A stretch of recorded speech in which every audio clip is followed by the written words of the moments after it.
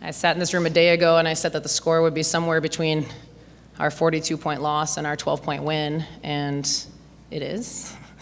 I'm disappointed. I thought that a lot of credit goes to Green Bay. A lot of credit goes to Jen Wellnitz. I thought she was incredible. I thought she was the best player on the floor today.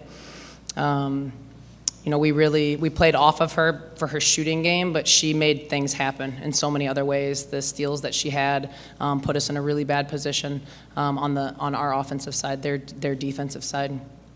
Our turnovers, it really comes down to the cause of the loss. I'm not sure there's a team in our league that we can beat.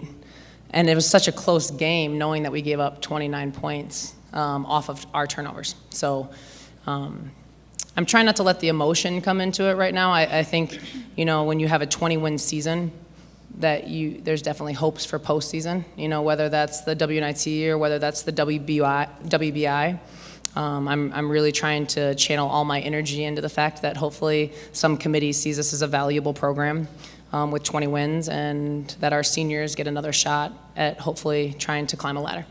Definitely wanted to play it out. We had a freshman on the floor, and it's hard. As I was just walking with our senior women's administrator, I said the same thing. It's hard to place blame on her. She's not been in that situation, and in all honesty, we wouldn't have been in that situation if I didn't have Jay Two Bears on the floor, because she scored the 5 points leading up to that and got an easy assist off of a drive basket. So she in essence, dictated the last 7 points on the offensive end. We wouldn't even have been in a 2-possession or a 1-possession game down the stretch if it wasn't for her.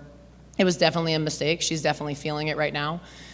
She knows now that she shouldn't have reached in and put us in that position. But you can't rewind time, and hopefully this is something that a freshman can learn from, so that next year or 2 years from now, when she's in the same position and in a game like this where it's crunch time, she doesn't make that same mistake. I thought it really affected us in the second and the fourth quarter. Our legs, if you look at our scoring outputs in those 2 quarters, we lost a lot of legs on our shots. Airballed a few threes. That's something that we're not typical doing. I mean, we're at the top of the Horizon League in 3-point field goal percentage, so we rely on that as a major part of our game. And so to watch that hesitation come in and watch our legs kind of go out of us, is a big factor. And then, nobody really knows this, but Sierra Ford Washington has a really bad bruised rib. We weren't even sure if she was going to be able to play in the game today. So watching her be even more hesitant as a senior point guard out there is hard as a coach, because you need her on the floor, her leadership, the intangibles that she brings, but you also know that she's fighting through pain every second that she's out there. I think we played with a lot of pride and heart, and not for just ourselves, but for our school and our communities, like back home and in Milwaukee. And I think we learned from it. Like everyone does, you learn from mistakes, and we learn from this loss and move into hopefully a postseason tournament or just for next year. So we just have to stay confident in ourselves and with our team. We knew it was going to be a very physical game. I wouldn't have wanted to be an official in this game, because I think you have 2 very passionate teams it's a rivalry for sure. And there's a lot of 50-50 calls. I thought there was probably 10 to 12 50-50 calls during the game that put the officials in a really bad position when you're trying to watch that live and you don't have automatic replay all the time. Officiating, I agree that definitely made the turn. It got their energy going and kind of wiped ours a little bit, but the officiating wasn't the cause of the loss. We had possessions right down the stretch where we didn't take care of the basketball and became less aggressive.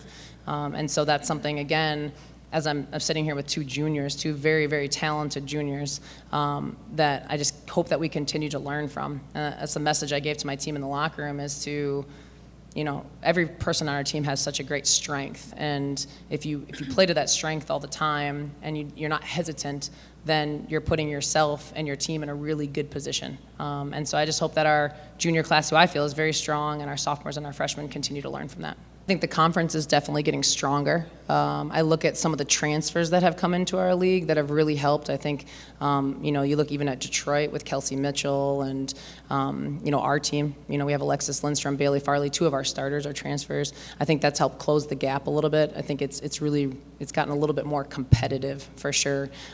Game in and game out, it's a fight. I never looked at a game and went into the game thinking, oh, we've got this one in the bag.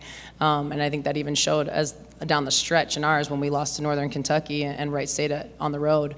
Everybody was fighting for something, and that's why you see so much at the top, 3 losses, 5 losses. It was a battle in it, game in and game out. That's why I love the Horizon League. I mean, I absolutely love playing in this league because it is competitive, and you do have a chance to play for a championship. There's not, you look at some of the other leagues across the country, like the Big Ten. I mean, you're fighting for, a lot of times, 4th and 5th to maybe get in the tournament. You're not really fighting for a championship, and I believe in this league that, that's what makes it so exciting, that it is great mid-major basketball. I would take any tournament right now just to keep this team going because this has been the funnest team that I've had the opportunity to coach. They're just really bought into one another. They're truly a family. And I don't want to pass up an opportunity to coach another game with them. So I've been really channeling my energy on focusing one game at a time. And that first thing was winning this championship. I thought we were going to be in the NCAA. I really believed that when we entered this tournament that we had a chance to win it. And so I really haven't looked at anything else. That'll be what this next few days are about, is kind of looking through the numbers.